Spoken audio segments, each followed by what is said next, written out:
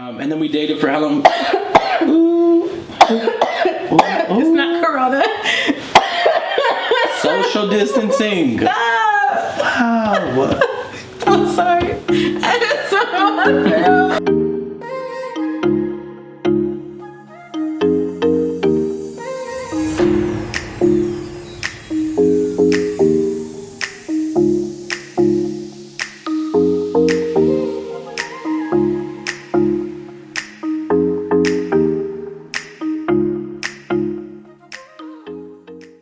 What's up, everybody? Welcome back to my channel. I am joined today by my beautiful wife, the one and only Dr. Cassandra Wright. And today we are going to do story time, how we met. So we're going to talk about how we met. If you're new here, make sure you click the subscribe button, like and comment, let us know you're here, and we're excited. So just It's gonna be good.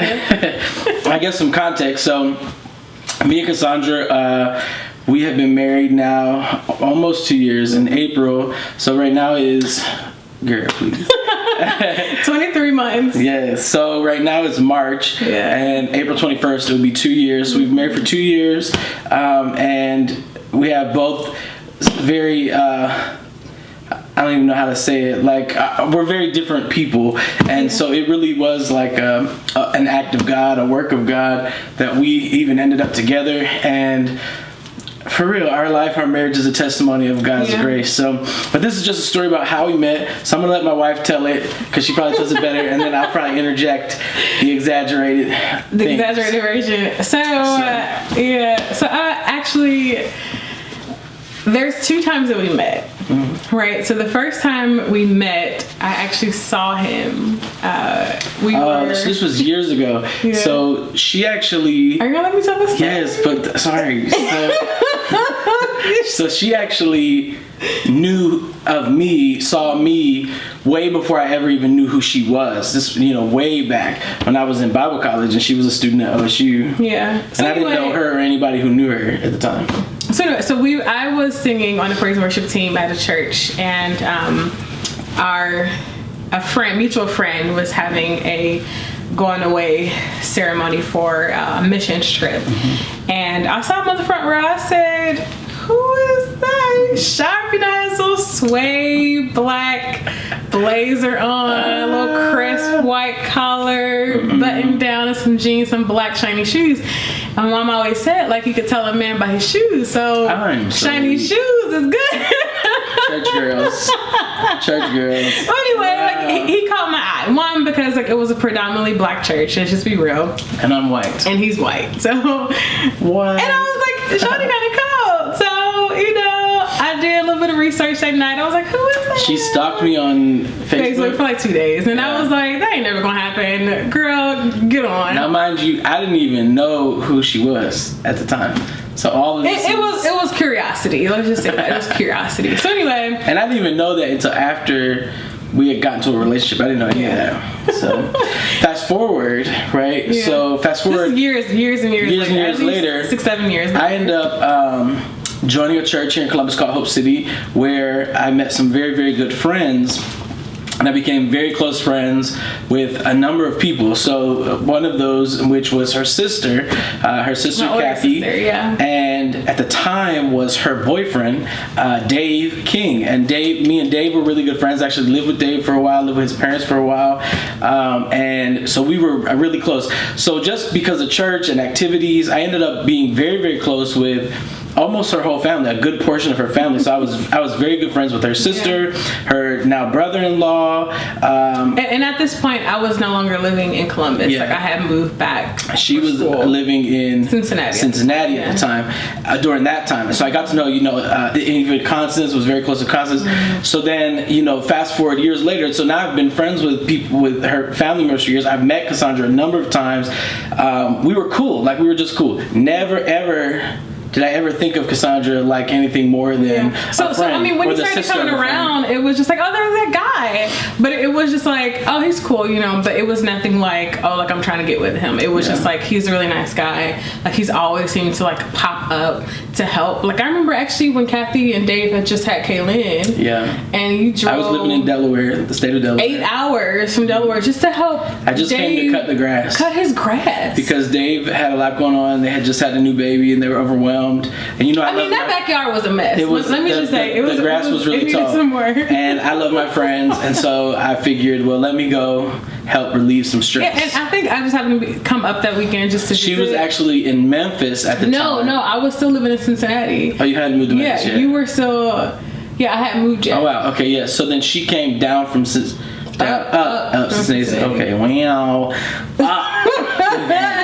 From Cincinnati and was in town that weekend. Yeah. So anyway, so interactions like that, like I would see him. He was just always helpful. He was just always around.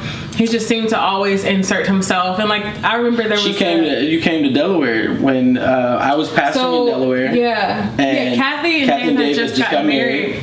This was before Kaylin. Yeah. So that they went on their honeymoon and they actually stopped through Delaware and Cassandra and Louise, my other sister, and Louise came with them and they spent some time with us in Delaware. So, and again, just one of those times, like we were always cool. Like it was always like, oh, good people, but never did. I know I didn't, and she's expressed that she didn't think. So yeah, while we were there, it was actually funny. So my gosh, he had at that time he was pastoring in Delaware, so he was having and I had Bible study in my house. Yeah, so while I was there, he like was praying over me, like prophesying over me, and I was just like, wow, that was really impactful. Now, mind you, I don't remember any of this. Like she remembers. Because you don't remember a lot of things. I know she's really great at remembering moments. She's phenomenal at it. But she remembers all this, and apparently I prophesied to her about her husband. No. That's not what you told me. No, you prophesied about me like coming from the back to the front and like some other ways. But so we were driving back. You told me that. No, babe, you don't remember the story. So let me tell the story. You're doing that thing where you end your words with that high note. Go ahead, tell the story. So anyway, so we were just coming back from a gathering. It was July 4th, and we have spent some time with some family and some really close friends up there. And we were in the car going back to his house, and while we were there, my brother-in-law, like they were up there, just like, we need to start praying for your future husband. And Carl says, like, yeah, wherever he may be, Lord, send him, prepare him. And I was just thinking, like, oh, that's right, prayed in the car. Yeah, prayed in the car, and I was just like, amen, send him, Lord, get him ready. It had something to do with the husband. That's all. Get him ready, but never thinking that like years later he would turn out to be the answer to his own prayer. Wow. You powerful right now. Damn. But yeah, so that was Delaware. Yeah. Fast forward a couple of years? Maybe 2. Maybe Kaylin was still a baby. She's just still young. A year and some change, maybe. It was a year later. Okay. Because they got pregnant pretty quickly. Yeah. And she was just born, and then that was when I came to Delaware, and you came. Yeah. Came to Ohio. They had just got married, so it was a year later. Yeah. But then after that, the wedding, Malachi and Kiki's wedding, was how long after? That was 2 years, like a year and a half. After that. Mm-hmm. So about a year and a half later, fast forward to that, I'm living in the state of Delaware. No, there was one other moment I felt that was significant. Okay, tell us. It was when you came up for Louise's graduation. Oh, this is a powerful story. And it's hilarious to me, and she gets mad at me. But I'm going to tell y'all the story. Please let me tell the story. Okay. So I had come up for something, and Louise's graduation happened to be that weekend. Yeah. And so some friends were over my older sister's house. So we were all at Dave and Kathy's house because that's where everyone would stay, right? So we were all staying at Dave and Kathy's house. And we were all there the night before the graduation preparing. Louise was there. And then earlier in the evening, some friends were over. And I think it was Kathy was doing your hair. Mm-hmm. Kathy was doing her hair, and Cassandra was she had just at that time started her natural hair journey. So she was still new to getting used to her natural hair. Prior to that, she had always had her hair Relax. Yeah. And so Sandra had this big, just one big braid, because Kathy was like detangling the other side of it. So the rest was like in this one big braid across. And me and Jared at the time, now Jared, if y'all know anything about Jared's laugh, he has this laugh that is contagious. And so when he starts, it's an infectious oh laugh. my God. And so I said things, when I see things, things pop in my brain and it makes me think of things. I'm in trouble. Not to be like rude or offensive, but it just popped in my brain. And so I looked at Sandra and I said, girl, look at you over there looking like Rudy Bridges. Go ahead, girl, with that Rudy Bridges braid. Now, where I come from, that just was funny. That would have been funny. Like, we all gonna chuckle, laugh. I was hot. She got so offended. Child, when I tell you, my wife is a very sensitive creature. She's come a long way since we got married, but she's a sensitive creature. And I can see now. There was like a room full of people. How that could have been rude. You just came at me. I'm a black She really got embarrassed. That's when what you talking about my hair, like it was rude. Bro, what? And you a white man at that? I don't even know you that well. But see, I don't. So it was just like, first of all, I only slightly like you because you cool my family. It like that. So in my mind, I was like, oh, you out. You like, think she's still offended? But look, so she got so I started laughing, right?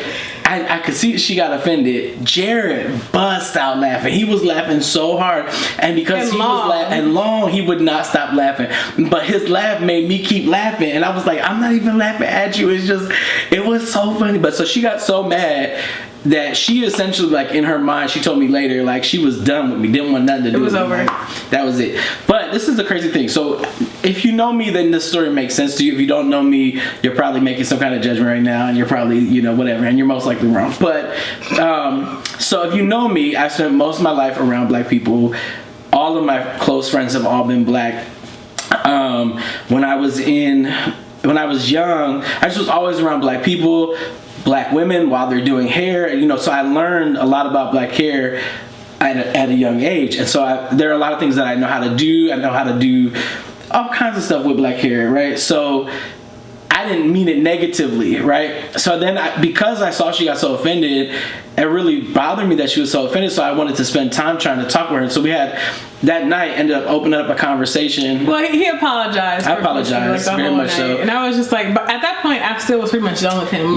Because I'm like, how dare you be disrespectful to me? Right. Like, to me, it was very disrespectful. She took it yeah, and I was just like, the foundation for friendship is like mutual respect. Yeah. And like, you don't shade people. It wasn't shade then. And it was but she shade, received it that way, bro. and it wasn't in the middle of all these people. She was really embarrassed at the end of the day. I was embarrassed. But what ended up happening is we spent the whole night talking about natural hair and the natural hair journey and embracing your hair. It highlighted insecurities because like for me, like as being at that point, I was just finishing up pharmacy school. Yeah. I was about to go down to residency in Tennessee. And she had experienced some stuff. Experienced some racism.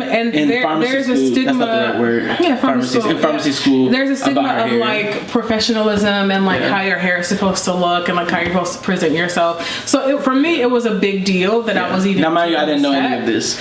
And she had an experience prior to this where she had wore her natural hair out and somebody said. No, that was after. That was later. Yeah. Oh, that was later. Okay. Scratch that. Anyway, so we know. Back to the story. So we spent the whole night. Now this was crazy. Her sister Louise was doing a sew-in for the night, but she was getting so tired that I was like, girl, I'll finish the sew-in. So I ended up doing her sister's sew-in and talking to her about natural hair all night. Thank God she forgave me. We were still friends. Now, mind we played some TED Talks. We played some TED Talks on natural. It was phenomenal. But we had a good night. Anyway, but at the time, now mind you, we were still just friends. Like, not even thinking of each other like that. Like, at all. Period. Like, didn't even consider. Like, it wasn't even a thought in the mind. Time goes on, time passes. I went back to Delaware. She eventually ended up in Memphis at, what's it called? What you were doing residency down in Memphis, and I was in Delaware pastoring a church in Delaware.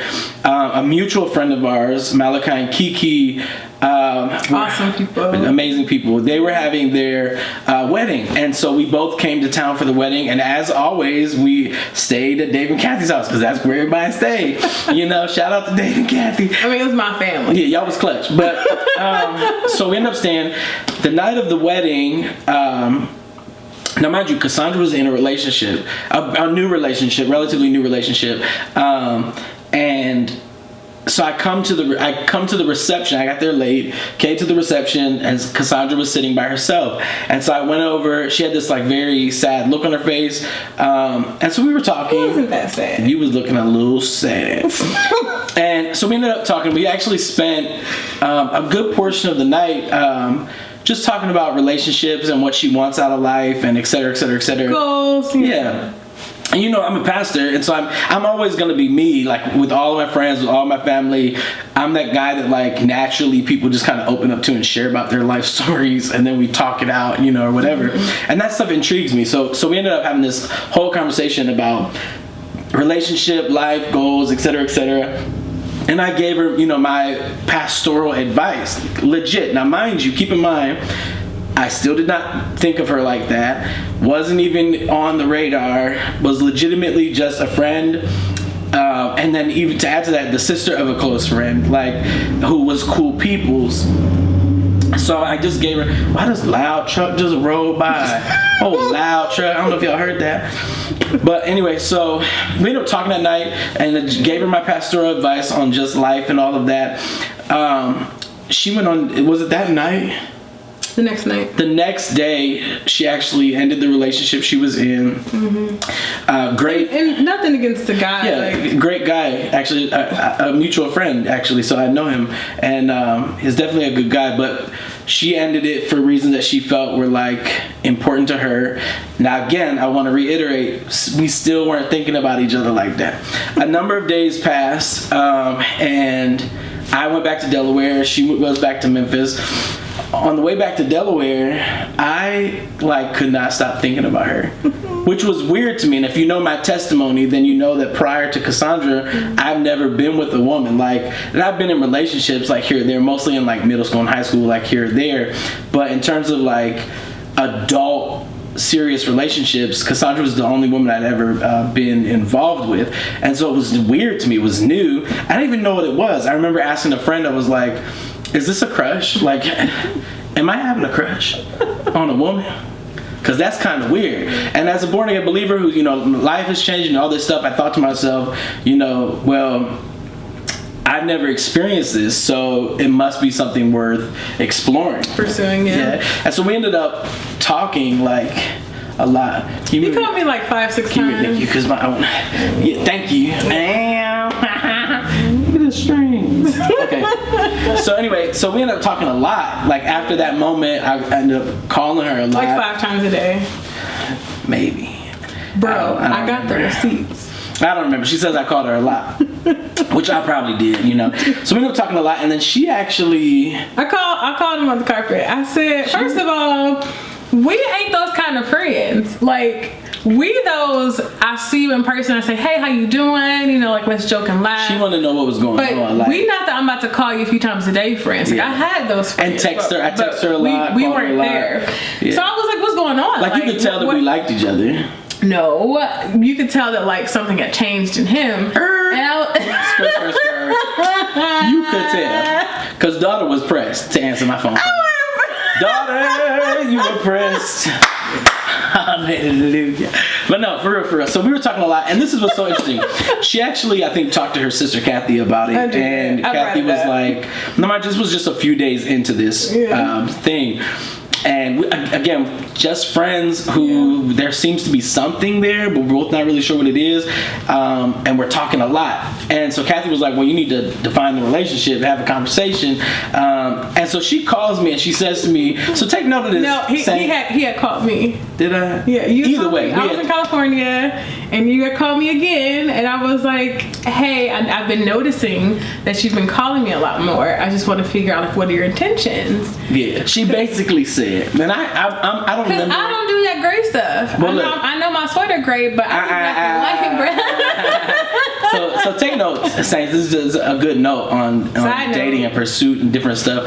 She basically said to me, because I don't know exact words, but I'm sure I said something along the lines of, I mean, what do you mean? What is this? We're just friends, like. Just two friends talking. You said your exact words were. I don't know. I just have a great memory. It's in my. She remembers all this stuff. You said. I mean, I can't deny that I'm attracted to you. Yeah. But I'm not in a position to. I don't want to be in a relationship right now. Yeah, I didn't want to be in a relationship. So that's it. she says to me, and this was so crazy. She says to me, well, if we're just friends, I don't talk to any of my friends this much. So if that's what it is, then we're going to have to back up and act like friends. Cut this out. Because we talk too much. Like, I don't talk to any of my friends this much. And that was new to me. I was like, ooh, she better.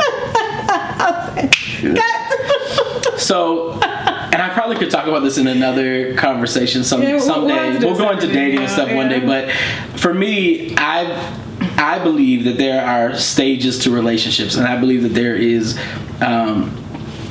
talking, dating, engagement, marriage. So like, there's a season where y'all just kind of like each other, talking and dating, or courting, as some might call it, engagement, and then marriage. And so, as the relationship went on, we were essentially talking. We had both expressed that we had feelings for each other, but we weren't ready to be in a relationship. And then, so that went on for a while, like the talking stage. But it wasn't the 5 calls a day. Like, it had. She limited me. A lot.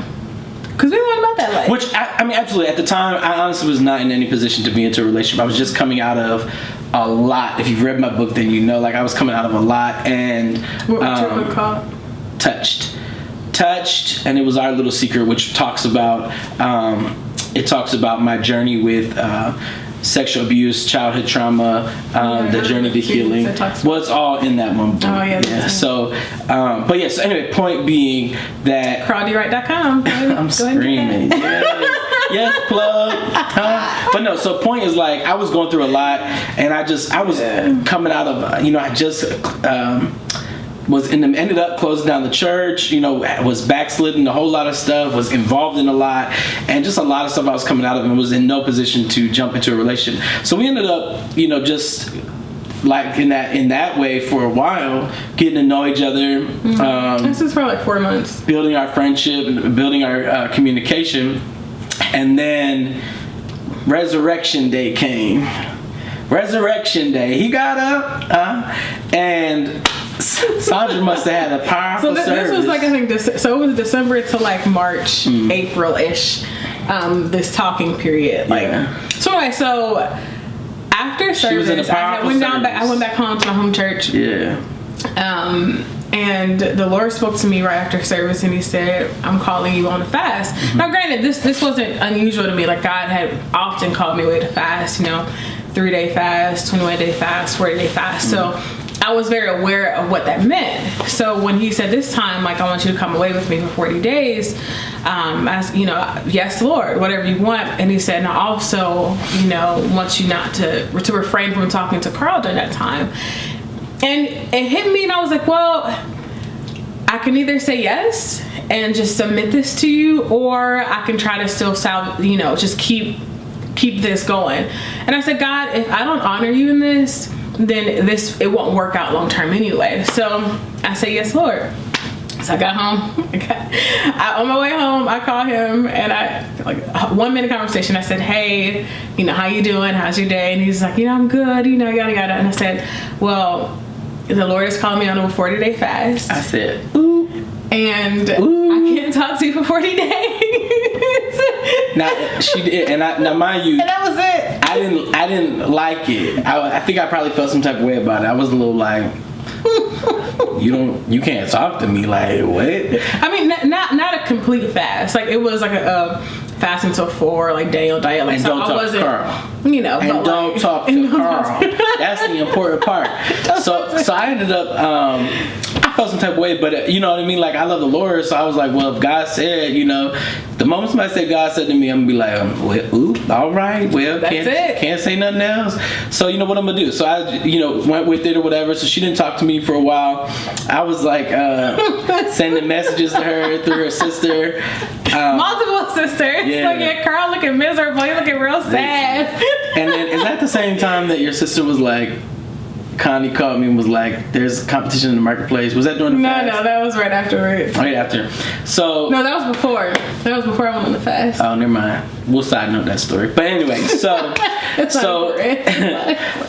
40 days passed on that 40, was it the 40th day? 41st day. The 41st day at like 12. 31? Yeah, Was it? 31. She remember all these details, girl. I'm trying to tell you, it's a little crazy. I'm It's paid awesome. to pay attention to details. That's like, right. I have to know details. That's beautiful, like babe. it's Somebody precision, needs to know. accuracy. You know, it might as well be you. Exactly. You know? But anyway, so 41st day, 12:31. Yeah. I called her. Did I call you or you called me? You called me. I called her. Because I wasn't calling And I said, him. I just want you to know that it's the 41st day. He said, praise the Lord. Praise the Lord. It's day 41. It's day 41. Did you miss me? So, and I think that after that, the rest is history. We ended up getting That into a weekend, relationship, yeah. determining we wanted to be together. And then we dated for how long? Ooh. It's not Corona. Social distancing. Ah, Wow. I'm sorry. I just saw my throat. Okay, anyway. Got dry. Sorry. It's the water right here. You know, Corona like a dry throat. They say you should drink every 15 minutes. Bro, Just saying, safety first. You the doctor. shut up. She's the medical professional. But anyway, so and the rest is kind of history. We dated. How long we dated? So you asked me to be exclusive with you on May 16th. The dates. And then August 15th, you asked me your girlfriend, like, officially. Mm. And then we dated for like 2.5 years. And October 12th of like 2 years later, well, we broke up and then we got back together. And we'll have that story another time. We'll have us another story. So I actually broke up with her. So and it was really bad. Yeah, and then, in totality, we dated about 3.5 years. Yeah. And then I actually was like, by the grace of God, we got back together.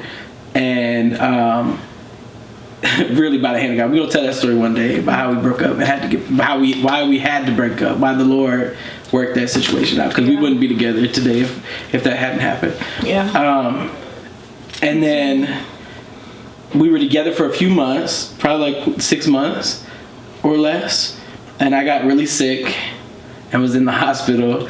But I had already knew in my mind, or I had determined that was the day that I was going to go buy the ring for her. I knew I was going to go buy the ring that day. And then I got sick and was like, bro, this is ruining my plans. So as soon as they let me out that hospital with the stuff still on my arm, I went to Diamond Seller and got the most beautiful ring. My other 2 rings upstairs. Yeah, they upstairs because she had a baby. They don't fit yet. We're working on it. But no, so that's the story of how we met, and the rest is history. The rest is history. You see? So almost 2 years later, well, no, how many from dating? Yeah. From the time we met, it's been a number of years. Yeah. But I was still a resident. yeah. Now, I've been done for almost 4 years. yeah, we've been engaged, married for going on 2 years, almost 2 years in April, and had a beautiful baby boy who's almost 9 months old, and we have So much. until life. forever. Yeah. So that's our story. Story time. You got some last words? Yeah. So What you want to say? I think I want to say that so disclaimer, I wasn't like dating a lot of people. Right. So when he came around, the guy right before him, it was very new and it wasn't like a continual thing. So it was also very new for me, but I felt, I don't know, we just clicked. And although like we're extreme opposites. When I tell you, the only thing that's the same about us is Jesus. And even in our relationship with God, there's a lot of differences. Okay, she believes certain things that I don't believe. She got convictions that I don't have. Okay, and just in life, we're just very, very different people. She's extremely structured. Okay, and I'm very not. So, so we're just very different people. Yeah. So it really is a work of God. And I remember at our engagement dinner. After our engagement dinner, they wanted me to make a speech, speech.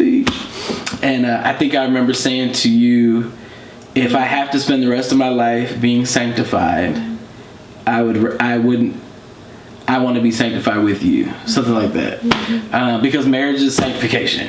If you ever get a chance to read This Momentary Marriage by John Piper, I believe. So it's a phenomenal book. But and that's really that's it. That's our story. It's been beautiful. I love you. Hey girl, you so cute. And I still love her, even when she be having her Rudy Bridges braid. Sometimes I braid her Rudy Bridges